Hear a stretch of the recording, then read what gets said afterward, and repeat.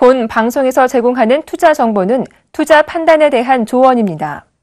방송에서 제공하는 주식의 가치, 가격 상승 및 가격 하락에 대해서는 방송사에서 보장하지 않습니다.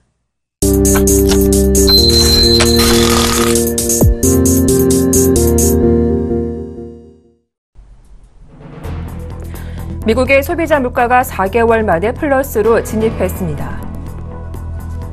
미 노동부는 미국의 2월 CPI가 전월 대비 0.2% 올랐다고 밝혔습니다. 이는 시장 예상치와 부합한 것으로 4개월 만에 처음으로 전월 대비 상승세를 회복했습니다. 미국의 1월 CPI는 전월 대비로 0.7% 하락했었습니다. 변동성이 높은 신선식품과 에너지 가격을 제외한 근원 CPI도 전월 대비 0.2% 상승한 것으로 집계됐습니다. 미국의 지난달 주택 판매 건수가 7년 만에 최고치를 기록했습니다. 미국의 지난달 신규 주택 판매 건수가 전월 대비 7.8% 증가한 53만 9천 건을 기록해 2008년 2월 이후 최대치를 기록했다고 미 상무부가 밝혔습니다. 이는 시장 예상치인 48만 1천 건을 상회한 것입니다. 2월 신규 주택 판매는 전년 대비로 24.8% 증가했습니다. 블룸버그 통신은 미국인들의 소득 증가율이 약세를 보이고 있고 부동산 가격은 높아지고 있지만 한파로 인해 주택 수요가 늘었다고 지적했습니다. 제임스 블러드 세인트루이스 연은 총재는 서둘러 금리를 인상해야 한다고 주장했습니다. 연준 내 대표적인 강경파로 통하는 제임스 블러드 세인트루이스 연은 총재는 올 여름 금리를 올려야 미국 경제 회복세가 위협받지 않을 것이라고 밝혔습니다. 2분기에는 경제 성장률이 회복되고 실업률 역시 계속 하락하고 있다는 이유에서입니다. 블러드 총재는 다만 2006년 이후 처음 시도하는 금리 인상이 시장에 충격 줘서는 안 된다며 금리 인상에 따른 시장의 충격을 최소화할 필요가 있다고 지적했습니다. 연준의 금리 인상 전망에 달러가 강세를 보였습니다. 이날 뉴욕 외환시장에서 유로달러 환율은 전날보다 0.2% 하락한 1.0923달러를 기록했습니다. 달러엔 환율은 119.68엔 수준으로 전날과 거의 변화가 없었습니다. 달러 인덱스 역시 전날보다 0.21% 상승한 97.16을 기록했습니다. 국제 금값은 5거래 연속 상승하며 3주 만에 최고치를 기록했습니다.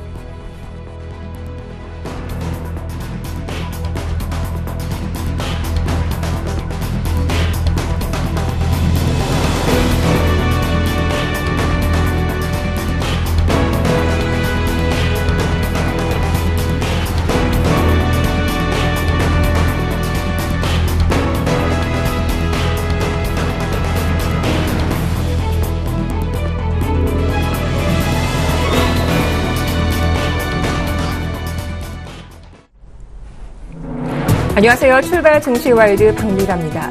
간밤 뉴욕 증시는 이틀 연속 하락했습니다. 이날 발표되는 경제 지표의 촉각을 곤두 세웠는데요.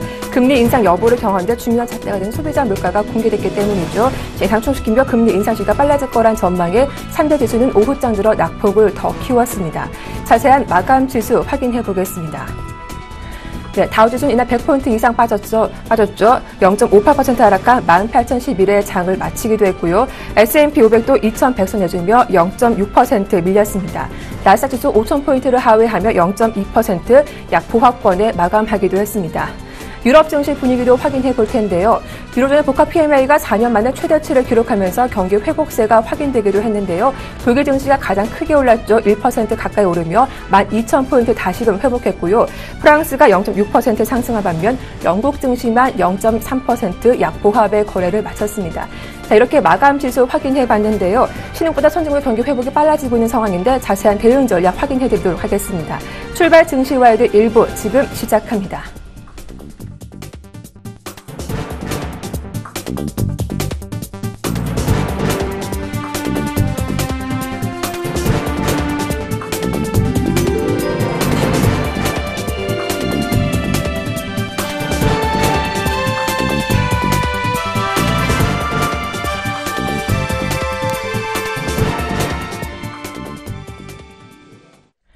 네, 글로벌 증시 주요 이슈와 전망 살펴보는 시간이죠. 경제학자에 듣는다. 오늘 순서는 명지대학교 경제학과 빈기범 교수님과 함께하겠습니다. 안녕하세요. 네, 안녕하세요. 네. 자, 미국의 소비자 물가 지수가 공개됐는데 전월 대비 0.2% 올랐습니다. 지난달은 마이너스를 기록했는데 조금 개선된 모습을 보이기도 했죠. 시장 전망치에 부합한 것으로 평가가 되고 있는데 이 지표에 대해서 어떻게 평가하시는지 의견 들어보겠습니다. 예, 그 소비자 물가 지수, 생산자 물가 지수 등과 함께 그 물가 지표로서 상당히 그 중요하고요. 지금 4개월 만에 그 반등이면서 9개월 만에 상당히 큰 폭으로 오른 그 결과로 보입니다. 말씀하셨듯이 한 0.2% 정도로 상승을 했는데요. 미국 경제가 이미 한 몇 개월 전부터 뭐 경기가 상당히 크게 좋아졌다라는 뭐 그런 논의나 그런 얘기들은 많이 있었습니다. 그게 바로 어떤 그 하나의 지표적인 그런 증거로서 좀 나왔다라고 생각이 됩니다. 그런 측면에서 이제 소비는 상당히 좀 견고하게 상당히 좀 회복되어 가고 있는 그런 양상이라고 생각이 되고, 뭐 이 정도가 계속 받쳐준다라고 하면 뭐 생산 부분에서는 역시 뭐 상당히 그 활력을 되찾아가고 있다고 생각이 됩니다. 특히 미국의 여러 가지 어떤 혁신 기업들의 그런 역할들이 좀 크다고 생각이 되고요. 마지막으로는 이 노동 시장이 이제 가장 그 고용 부분이 가장 관건일 텐데, 사실 아마 경제 지표 중에서도 가장 그 중요한 지표가 고용 지표라고 생각이 되고, 이 부분에서 어느 정도 개선이 확실하게 확인이 된다라고 하면은 금리 인상이라고 하는 게 이미 지금 좀 더 빨라질 것이다라는 그런 시사점을 두는 발표를 FRB가 얼마 전에 했기 때문에 의외로 좀 빠르게 이루어질 수도 있지 않나라고 생각이 돼서 이미 9월 쪽보다는 좀 더 6월 쪽에 금리 인상이 있지 않을까 좀 생각이 되고 있습니다. 네, 말씀하신 대로 이 지표가 중요했던 건 연준의 금리 인상 여부를 결정하는 중요한 지표가 되기 때문인데 좀 금리 인상 쪽에 힘이 실린 것 같습니다. 교수님 말씀하신 대로 좀 9월보다는 6월 쪽에 힘이 실릴 것이다 하셨는데 조금 더 빠르게 금리 인상이 정말 단행될 수 있을까요? 이전까지는 아닐 것 같고요. 결국은 6월이냐 9월이냐 그런 이슈일 것 같은데요.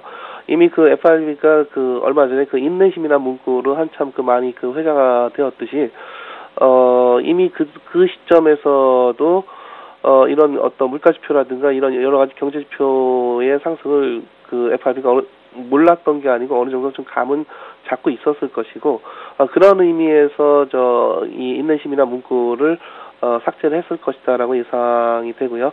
그런 측면에서 9월 쪽보다는 6월 쪽이라고 생각이 되는데 이전에 더 급속히 이루어질 가능성은 크진 않다고 생각이 됩니다.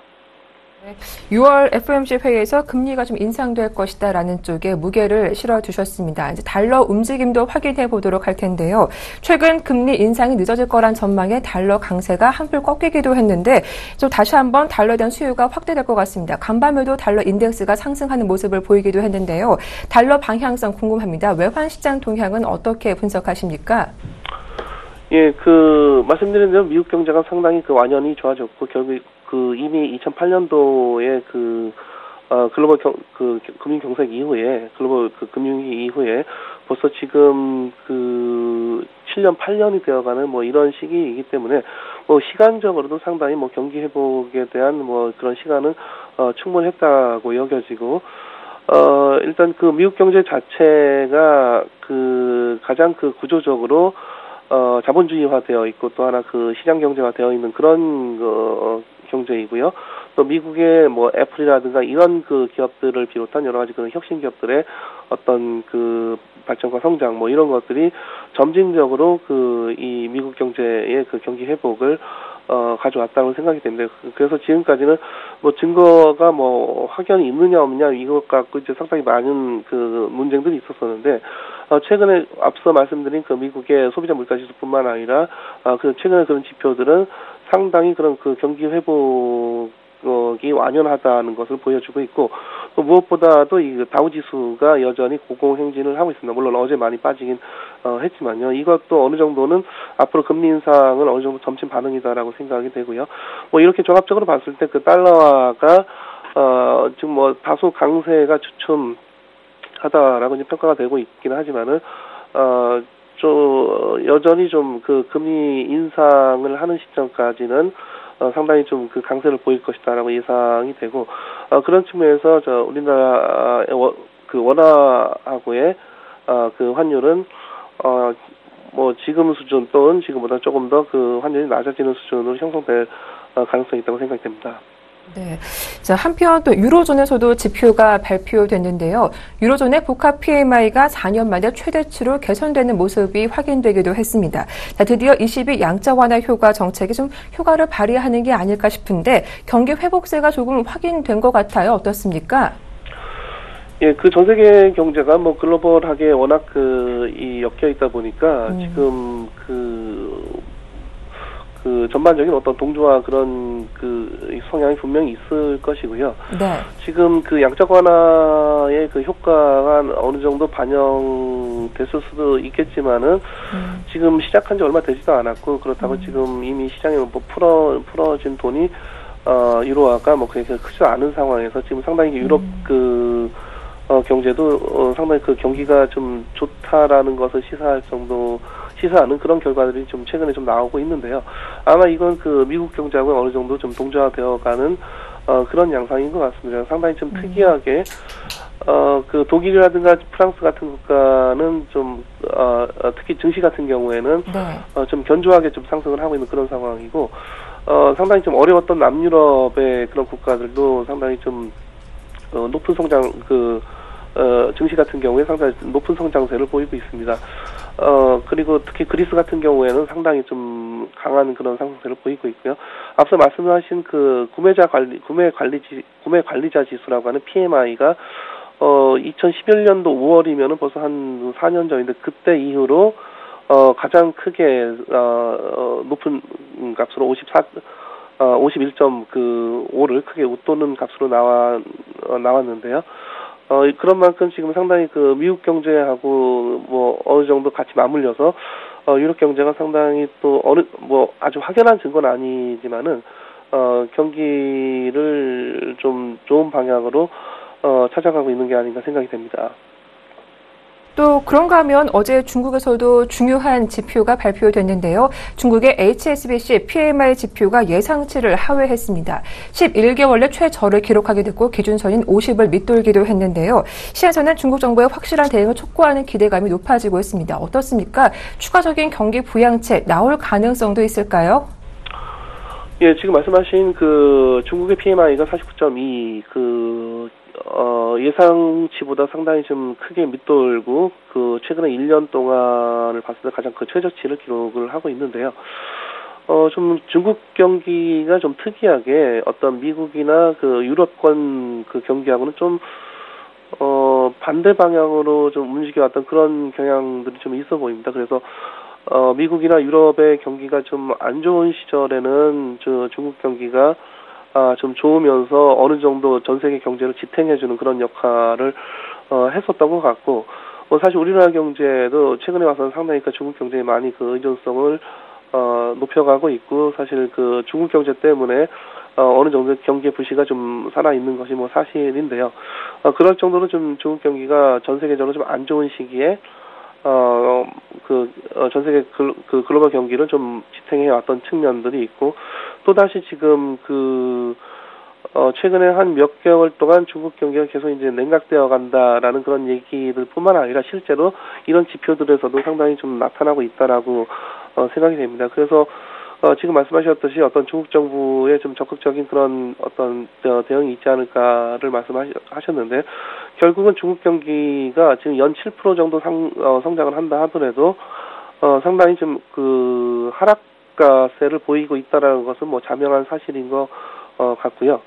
결국은 연착륙이냐 경착륙이냐의 문제가 될 텐데, 뭐 최대한 중국 정부는 경착륙보다 연착륙을 시도를 할 것이라고 생각이 됩니다.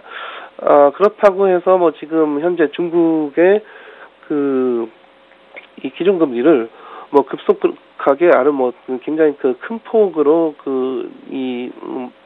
내리는 그런 가능성보다는 상당히 좀 미세 조정해가는 차원에서 상당히 좀 신중한 결정이 있을 것이다라고 생각이 되고, 또 하나 지금 중국의 기준금리가 지금 5%를 넘고 있기 때문에 얼마든지 내릴 수 있는 그런 버퍼는 충분하지만 내리는 데 있어서는 상당히 좀 신중하고 보수적인 판단을 할 것이라고 생각이 됩니다. 네. 자, 지표는 부진했지만 기대감 때문일까요? 어제 중국 상해 증시는 장중 낙폭을 줄이고 강보합권에 마감하기도 했는데요. 이미 상해 증시는 3,700포인트 돌파를 눈앞에 두고 있죠. 하지만 중국 증시를 바라보는 의견은 좀 엇갈리는 것 같습니다. 추가 상승 가능하다, 아니다, 좀 거품이 껴있다라는 의견도 많은데 교수님은 어떤 쪽을 좀 바라보시는지 의견 들어보겠습니다. 예, 중국 경기 둔화가 어느 정도는 좀 나타나고 있다고 생각이 됩니다. 지금 앞서 말씀드린 PMI 지표 같은 경우에도 상당히 중요한 증거라고 생각이 되고요.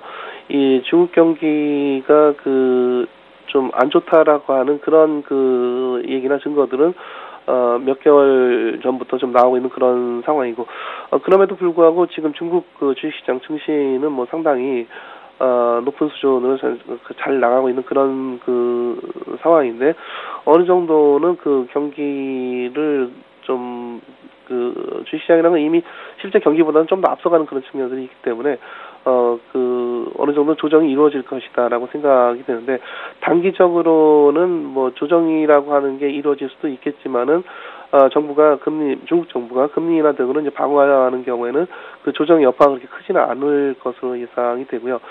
장기적으로는 결국 중국 경제가 앞으로 향후 어떤 방향으로 성장해 가느냐의 문제가 되겠는데, 여전히 1년에 7%를 성장을 하고 있고, 중국 정부는 이걸 굉장히 크게 자랑을 하고 있습니다. 또 최근에는 우리에게도 압박을 가하고 있는 AIIB를 주도해 나가는 걸로 봐서 상당히 자신의 경제에 대한 그런 어떤 자신감은 충분히 있다라고 생각이 되는데, 기본적으로 중국 경제가 미국 경제하고는 크게 다른 점은 물론 스스로 자본주의를 선택했다라고 하지만 정치적으로는 상당히 여전히 공산주의 국가라는 그런 한계가 분명히 있고, 굉장히 큰 국가 내에서의 어떤 이 많은 인구의 조화보다는 좀 상당히 민족 간의 그런 갈등들이 어떤 장기적인 성장의 장애 요인이 될 거다라고 생각이 되고요. 최근에 알리바바라고 하는 이런 기업들이 지금 급속하게 성장을 해서 전 세계적으로 시가총액 한 몇 위 내에 들어가는 그런 기업이 됐던 그런 사례는 있긴 한데, 기본적으로 좀 인구가 큰 그런 것을 바탕으로 해서 성장을 한 것이지, 결코 어떤 창조적인 기술의 혁신이나 개발 등을 통해서 이런 어떤 성장이 이루어진 것은 아니라고 생각이 듭니다. 그래서 장기적으로 중국 경제를 봤을 때는 어느 정도 좀 한계가 있을 것이고, 그래서 중국 증시도 이런 점을 감안해서 단기적으로는 좀 조정이 이루어질 가능성이 분명히 없지 않아 있을 것이지만은 금리 인하로 이제 방어를 할 수가 있을 것이라고 생각이 되고, 장기적으로는 이런 어떤 중국 경제 자체에 내재적인 그런 어떤 한계가 있다고 생각이 됩니다. 네, 길게 봤을 때는 구조적으로 한계가 있다라는 분석이었는데요. 끝으로 한 가지만 질문 좀 더 드려보겠습니다. 이렇게 미국과 유럽 선진국의 경기는 개선되고 있는데 중국 등 신흥국의 경기는 좀 부진한 모습이 이어지고 있습니다. 이렇게 되면 이 투자금이 신흥국에서 선진국으로 이동하지 않을까 우려되기도 하는데요. 교수님, 이 부분에 대해서는 어떻게 생각하시는지 의견 끝으로 들려주십시오. 예, 투자금의 이동이라고 하는 거는 여러 가지 요인들이 작용을 하는 것이기 때문에요. 이게 어떤 경기의 문제도 있고, 어떤 국가의 여러 가지 기업들의 어떤 수익성의 그런 문제도 있고요. 또 환율도 크게 작용을 하고, 우리가 보통 어떤 자본 이동에 대해서 환율 때문에 유출이 된다 하는 그런 얘기는 이제 다른 조건들이 다 동일하다라고 하는 그런 전제하에서 얘기를 하는 것입니다. 그래서 보통 지금 달러 강세라든가 이런 것들이 점쳐지고 있는 이런 상황에서, 또는 미국의 금리 인상 이런 것이 점쳐지고 있는 그런 상황에서 아마 자본이 미국이나 이런 어떤 선진국 중심으로 좀 더 이동을 할 것이다라는 그런 예상들이 있긴 한데, 그거는 이런 어떤 금리라든가 어떤 달러 강세라든가 이거 외에 다른 조건이 동일하다라는 그런 전제가 필요한데, 결코 그런 일이 있을 수는 없겠으나 시시각각으로 수많은 요인들이 변화하고 있기 때문에 그런 어떤 자본 유출입의 어떤 급속한 있다 하더라도 그다지 대량 또는 급속하게 발생하지는 않을 것이기에, 그런 특히 우리나라로부터의 어떤 선진국으로의 그런 자본 이탈은 크게 걱정할 바는 아니라고 생각이 됩니다. 네, 뭐 자본 유출에는 한두 가지 요인이 아니라 여러 가지 부분을 좀 고려해서 복합적으로 살펴볼 필요가 있겠다라는 말씀 드려봤습니다. 도움 말씀 고맙습니다. 예, 수고하셨습니다. 네, 지금까지 명지대학교 경제학과 빈기범 교수님과 함께했습니다.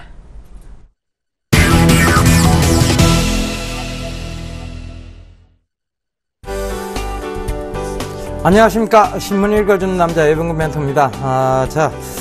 시장이요, 조금 변동성이 나오지 않을까, 이런 생각들을 좀 드는데요. 일단은, 전일 제가 좀 얘기 드렸던 것을 토대로 먼저 좀 얘기 드리고 나서 오늘 외신, 그리고 오늘 지수들 향방들을 한번 하나하나씩 짚어 나가 보자고요. 자, 전일 얘기 드렸던 내용들이 좀 있습니다. 이걸 오늘 왜 얘기를 드리냐면, 결과적으로 전일 좀 강한 상승세가 있었죠. 최근에 이제 제가 계속 관심 있게 얘기했던 게 SK 하이닉스인데, SK 하이닉스가 다시 48,000원대 또 회복을 했어요.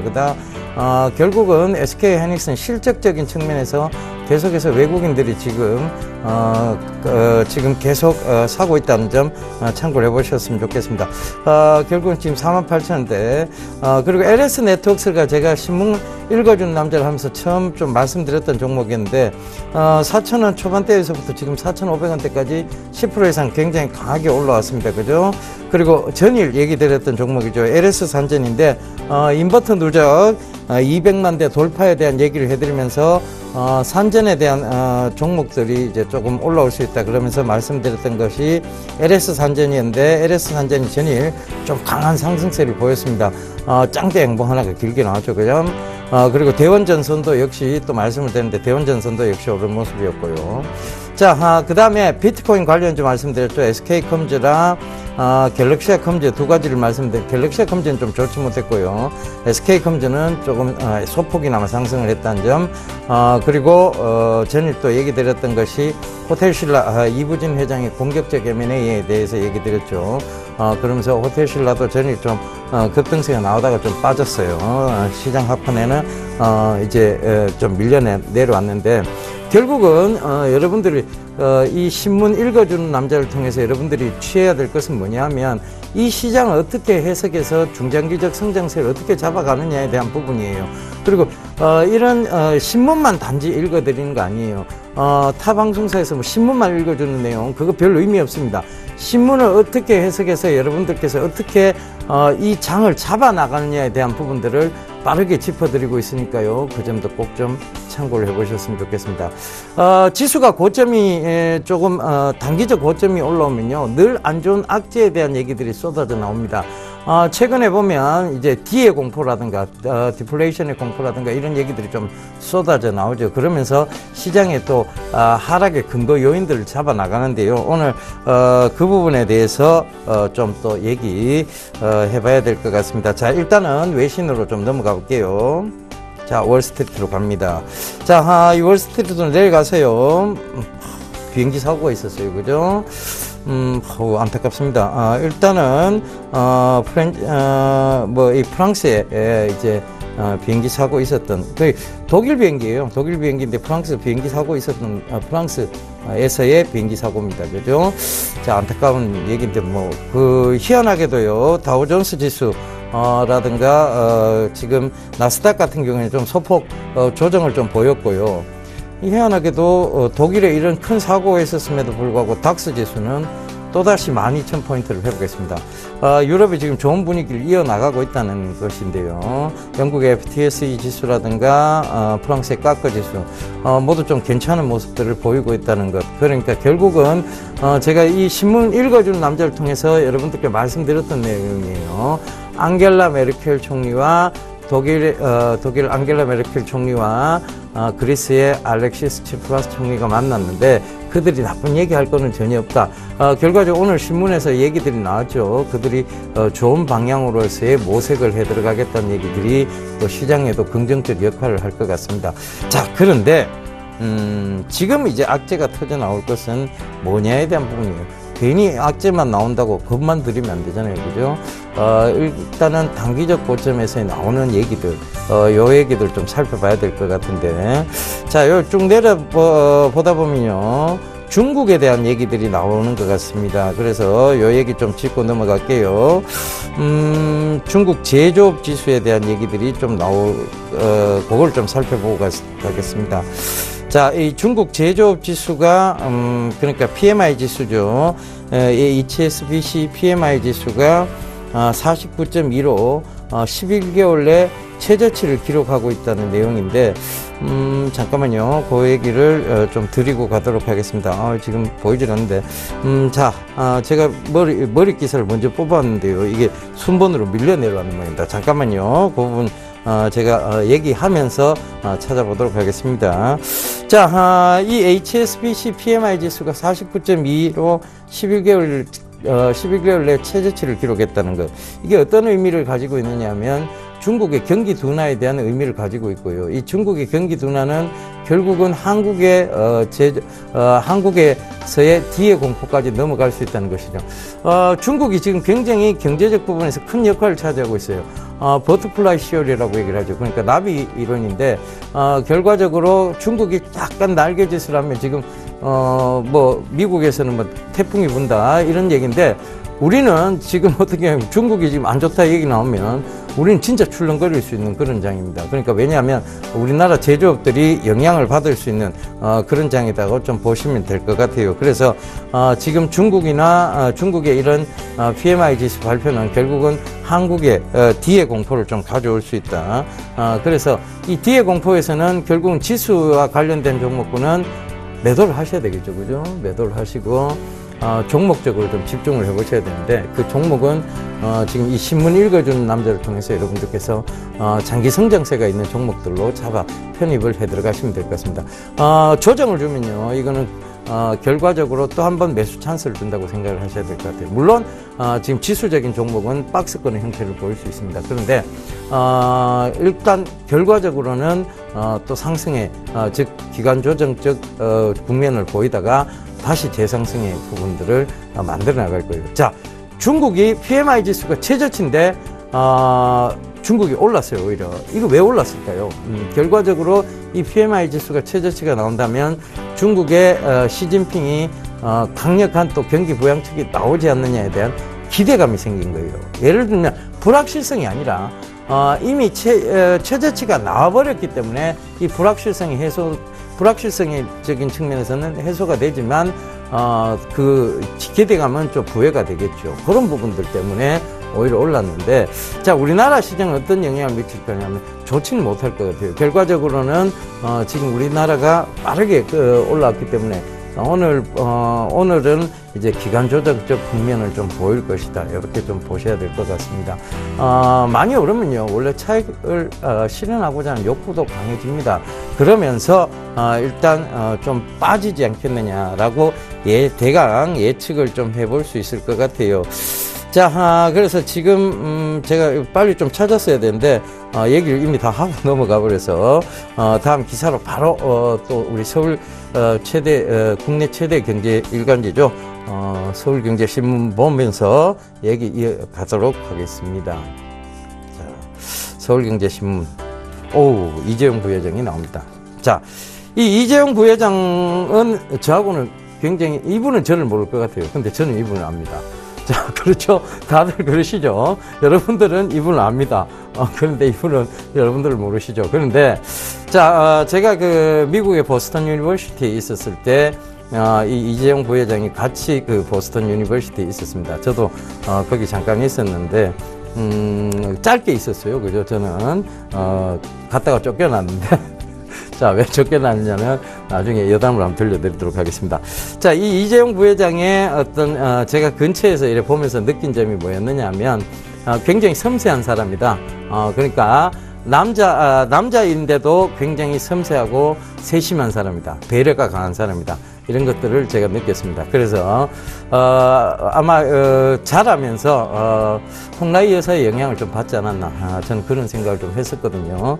그런데 지금 공격적 M&A를 하는 거 보면 아버지의 영향도 꽤 많이 받은 것 같은 굉장히 강한 모습을 보이고 있습니다. 일단은 이 공격적 M&A, 삼성전자 쪽에서의 공격적 M&A, 사물 인터넷 등 미래 기술에 대한 수혈을 하기 위해서 이런 부분들을 좀 나오고 있다는 얘기죠. 그래서 삼성전자의 이 3남매, 예, 이재용 부회장, 그리고 이부진 호텔신라 사장, 미국 면세점 시장 공략한다는 거 어제 말씀드렸죠. 그죠?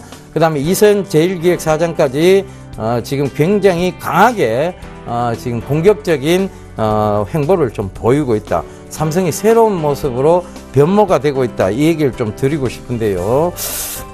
삼성전자가 결과적으로는 이재용 삼성전자의 부회장이 먼저 필두를 해서 쫙 공격적인 M&A를 추진을 했고요. 그 다음에 작년도 그렇죠? 지난해 5월부터 한 10개월간 M&A를 8건이나 했습니다. 자, 어떤 M&A 하셨는지 아주 기억하실 거예요. 사물 인터넷 플랫폼에서 인수했고요. 그 다음에 가전회사, 그러니까 우리가 백색 가전 쪽인데 이제 에어컨이죠, 그죠? 에어컨디셔너 회사를 또 인수를 했고, 그 다음에 핀테크 회사도 인수를 했고요. 그러니까 명확하게 앞으로 삼성전자가 갈 행보들을 가르쳐 줬어요, 그죠? 이부진 호텔신라 사장도 명확하게 면세점 사업의 확장을 갖다가 의미하면서 지금 M&A에 들어갔고요. 또 이서연 제일기획 사장 같은 경우에는 지금 세계 15위 글로벌 마케팅 솔루션 회사로 이 제일기획을 바꿔나가고 있습니다. 미중일 현지사를 인수를 하면서 광고상을 휩쓸었다는 내용들이 나오죠. 그죠? 그래서 글로벌 순위가 19위에서 4단계나 올랐습니다. 그죠? 15위로.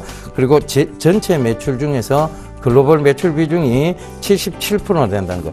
원래 제일기획은요, 금강기획과 더불어서 우리나라 양대 광고기획사였습니다. 그런데 거의 예전에는 애니콜이었죠. 지금은 갤럭시지만 예전에 피처폰 쪽에서는 애니콜이었는데, 애니콜의 광고를 전적으로 다 맡아다 하던 제일기획이었어요. 근데 그 제일기획이 이제 광고회사, 광고기획사의 모습을 좀 탈피를 하고 마케팅 솔루션 회사, 그러니까 전체적인 솔루션을 담당해주는 회사로 거듭나고 있다는 점도 참고를 해보셨으면 좋겠습니다. 글로벌 기업으로 다시 거듭나고 있는 제일기획, 안 보고 갈 수는 없을 것 같아요. 그죠? 그래서 제일기획이 진짜 우리가 지금 좀 들어가도 되는 자리냐면 우리가 그걸 좀 보면서 얘기를 나눠보자고요. 자, 이 제일기획, 제가 미리 좀 뽑아놨는데요. 제일기획 최근에 좀 많이 올랐습니다. 그러면서 24,000원대 전고점 영역까지는 왔어요. 그죠? 그런데 이걸 지금 굳이 전고점 영역이 돌파가 안 된 상황을 우리가 노릴 필요는 없을 것 같은데, 일단 제일기획의 상승세가 무섭고, 그 다음에 제일기획의 실적 매출 추이가 무섭습니다. 자, 실적이 안 좋다고 발표하면서 이때죠. 작년 11월 달 15,400원까지 급락이 나오는 모습인데요.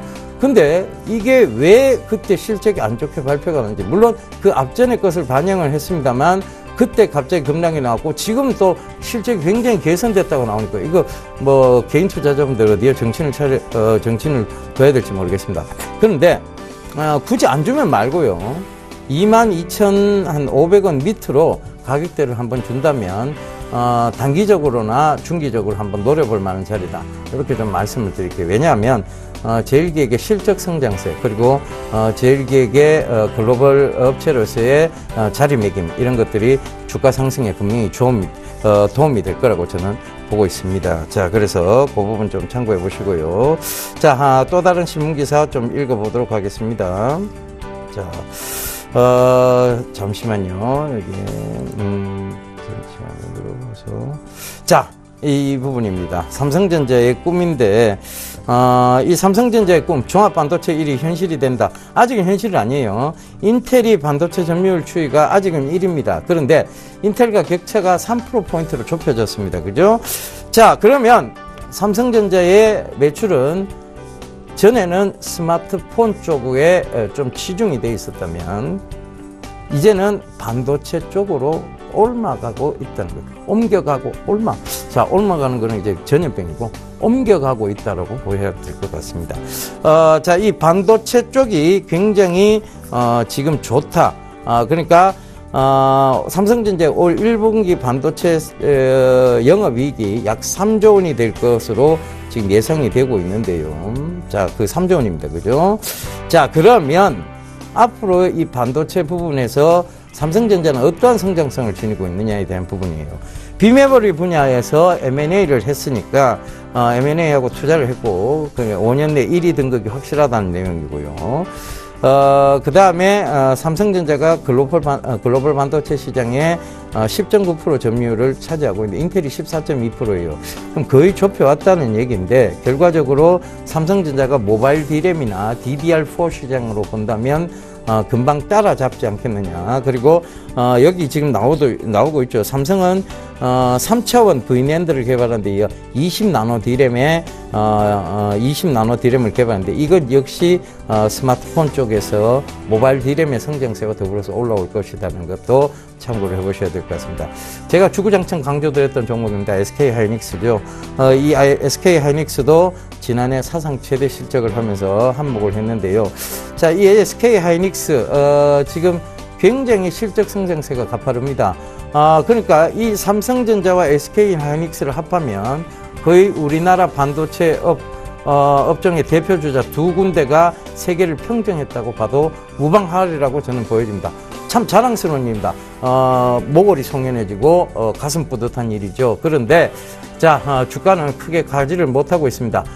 결과적으로는 이 삼성전자도 그렇고 SK하이닉스도 그렇고 위로 배팅하는 시스템 있을 뿐만 아니라 밑으로 배팅하는 시스템도 있기 때문에 돈이 어느 쪽이 많으냐에 따라서 누르는 곳과 위로 들어 올리는 곳에서 돈이 많은 쪽이 이길 수밖에 없는 참 비합리적 어떤 현실적 구조를 가지고 있다. 이렇게 좀 받아들여야 될 것 같아요. 애플이 실적이 좀 계속 올라가거든요, 실제로. 그런데 삼성전자나 우리나라의 기업들은 이 파생 상품의 영향을 좀 받고 있다는 거. SK하이닉스도 마찬가지고요. 못내 안타까운 현실입니다. 그죠? 그 부분들이 조금 안 된다면 삼성전자가 뭐 150만 원이 아니라 200만 원들 못 가겠습니까? 그죠? 그런데 결과적으로 못 가는 이유 있죠. 파생 상품적 성격을 띠고 있는 그 상품들이 몇 가지가 있어요. 그것 때문에 못 가고 있는 겁니다. 그죠? 그 점도 좀 참고를 해보셨으면 좋겠습니다. 자, 다음 또 종목 보면서 또 얘기 나눠보도록 하겠습니다. 다음 기사죠. 죄송합니다. 기사를 보면서 또 얘기. 자, 로봇이 등장합니다. 휴보라는 로봇이 딱 보이기 시작하죠. 뭐 얘기할지 딱 나옵니다. 어제 발표가 됐죠. 지능형 로봇 등에 5년간 5조 6천억 원을 투자하겠다. 요 얘기가 나왔는데, 자, 여기 보면 미래 신산업에 대한 얘기는 지능형 로봇, 웨어러블 스마트 기기, 실감형 콘텐츠, 스마트 바이오 시스템, 가상훈련 시스템 이런 것도 나오는데 저는 이 기사 때문인가요? 유진기업이 가격 제한폭까지 올라갔습니다. 그죠? 그 부분 좀 참고를 해보셨으면 좋겠고요. 자, 이게 아직 주력 산업인데 주목을 못 받고 있습니다. 스마트 자동차입니다. 스마트카 시스템인데 결국 이 스마트카 시스템을 이루기 위해서는 차량용 인베디드 소프트웨어 시장이 발전이 돼야 되는데 이 차량용 인베디드 소프트웨어 시장을 유일하게 다루는 곳이 두 군데 있습니다. 그런데 조금 실적적인 측면으로 보면 MDS 테크를 보셔야 되고요. 그리고 저는 인포뱅크는 권해드리지 않겠습니다.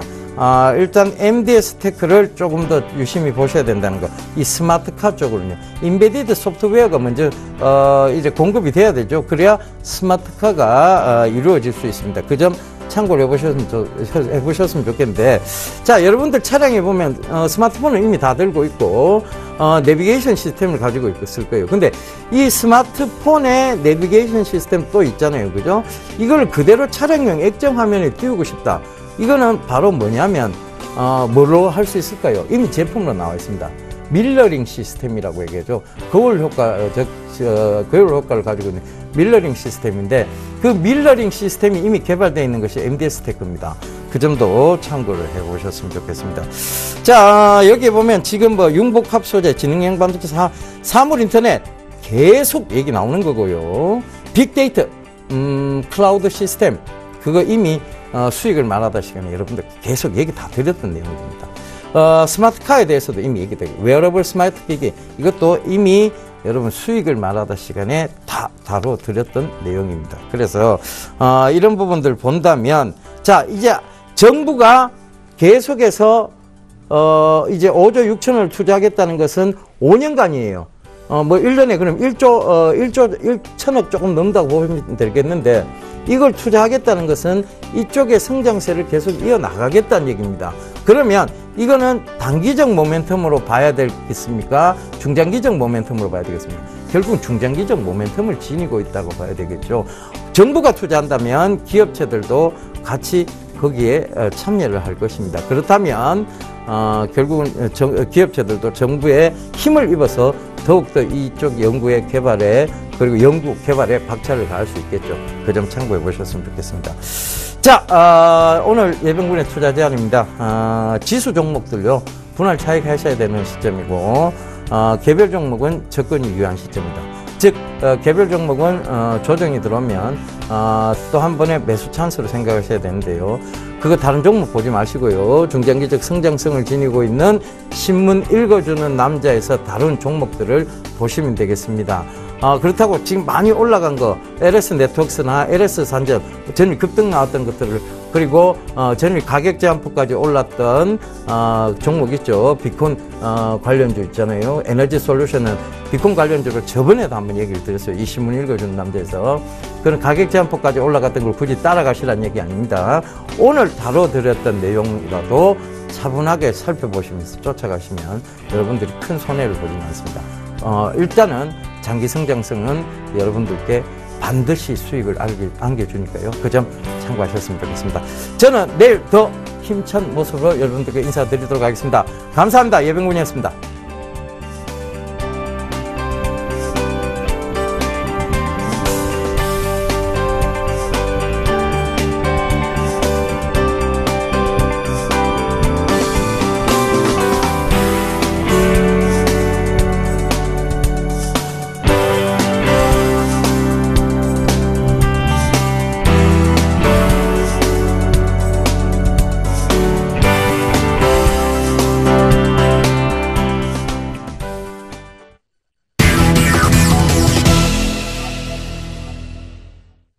네, 국내 시황의 대가와 함께 오늘장 전략 짜보는 시간 준비했습니다. 오늘 순서는 아드나 투자문의 신승용 대표와 함께하겠습니다.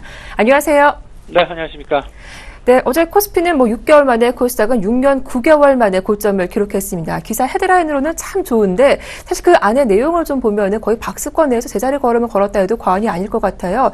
투신들의 펀드 판매도 상당히 부담스러웠고요. 어제장 분위기 어떻게 보셨습니까? 예, 일단 지금 현재 시장에서 가장 부담이 되는 요인, 방금 전에 박미라님께서 말씀하셨다시피 기관들의 수급 부담이 가장 큰 어떤 그 시장의 저해 요인이다라고 말씀을 드릴 수 있을 것 같습니다. 거기에 더 나아가서는요, 지금 현재 상황, 시장에서의 그 실적 공백기라는 부분, 시장 내 이렇다 할 어떤 그 종목 중심 그리고 전반적인 산업 중심의 실적 모멘텀이 나타나고 있지 않다라는 것, 말 그대로 거시적인 변수에 의해서만 일희일비하고 있는 그런 상황들.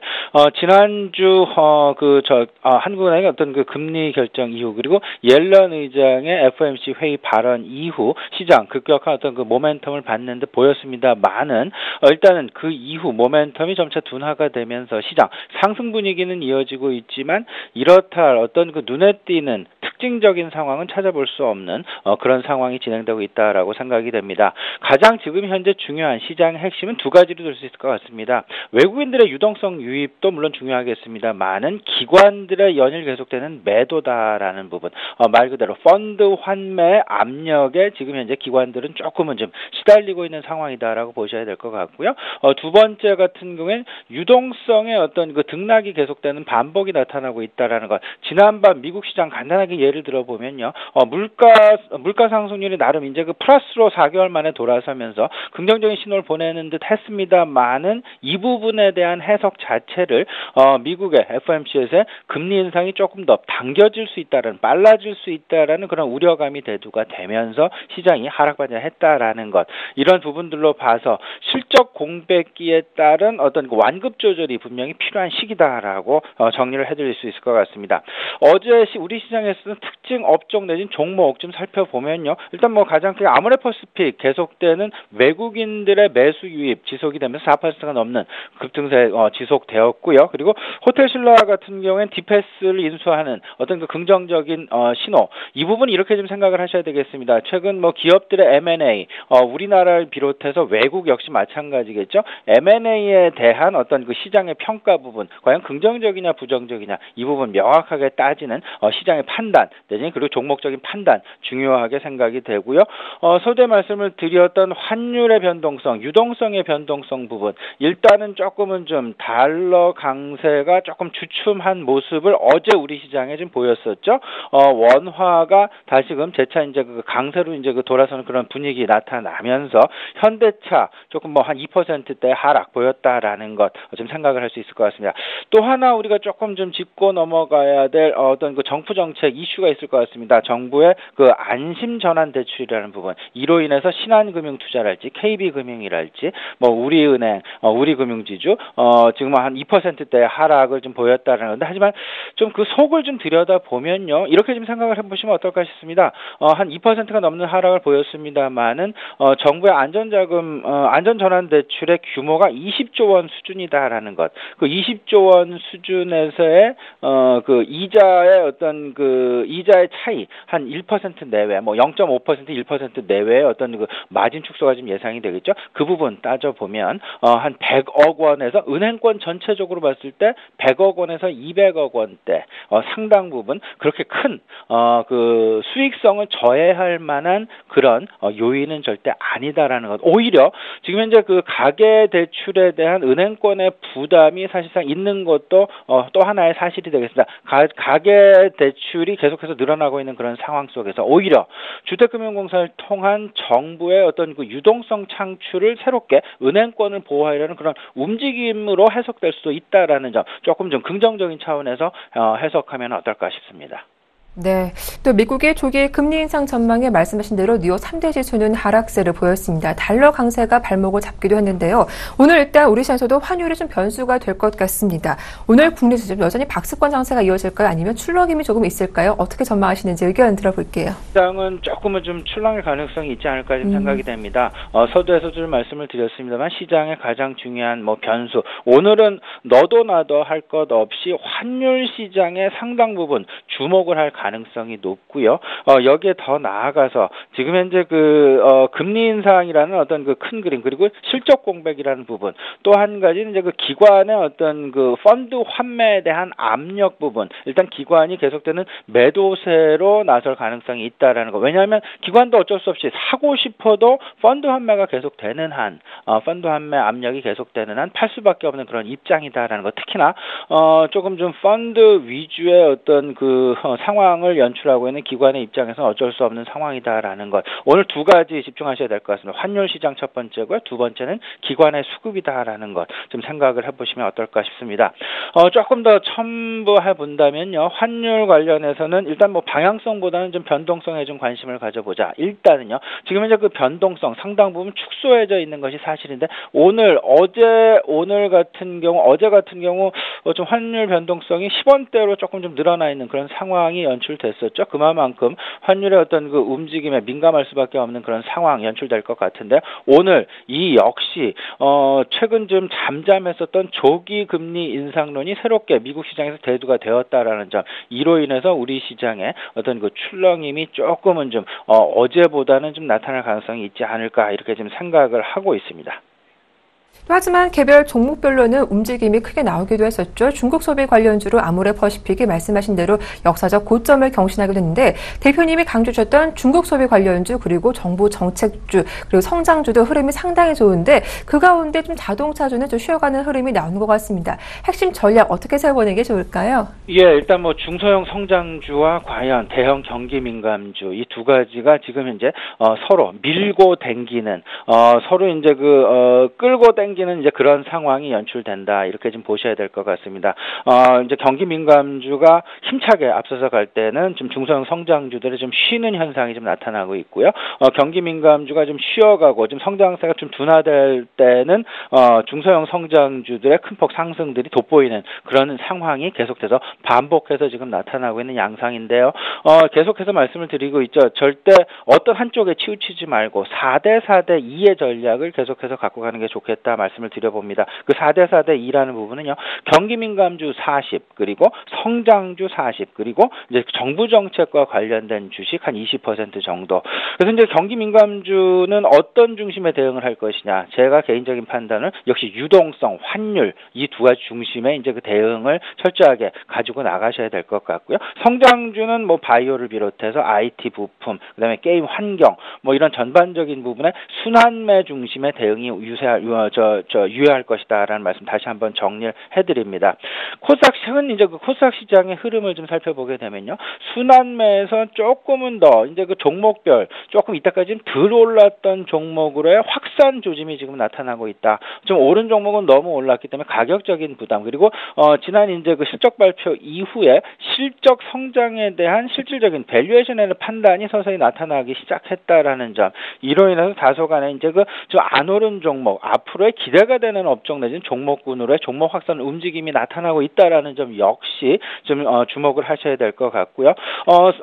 서두에서도 말씀을 드렸습니다만은 은행주의 하락 부분, 제 개인적인 판단으로는 조금 좀 어제 같은 경우 뭐 큰 폭 하락은 아니었습니다만은 과연 정부의 그 안심전환 대출이 그만큼 실적을 많이 줄일 만한 그런 상황으로까지 연출이 되겠느냐라는 부분들 조금 저는 우려가 좀 과했다라는 그런 생각이 좀 많이 듭니다. 마찬가지로 네 가지 관점, 뭐 성장성 중심의 순환매, 그리고 중국의 소비 관련주, 그리고 정부 정책 관련주, 그리고 대형 우량주 중심의 수출 관련주 중심의 유동성 관련 주식들, 이 네 가지 관점으로 시장 대응하시면 수익률 확보하시는데 크게 무리가 없으리라 생각이 됩니다. 네, 일단 순환매 장세 대비해 보면서 어제 하락했던 은행주들 관심을 가져봐도 괜찮겠다라는 말씀까지 들어봤습니다. 지금까지 아데나 투자문의 신승경 대표와 함께했습니다. 도움 말씀 잘 들었습니다. 고맙습니다. 네, 감사합니다.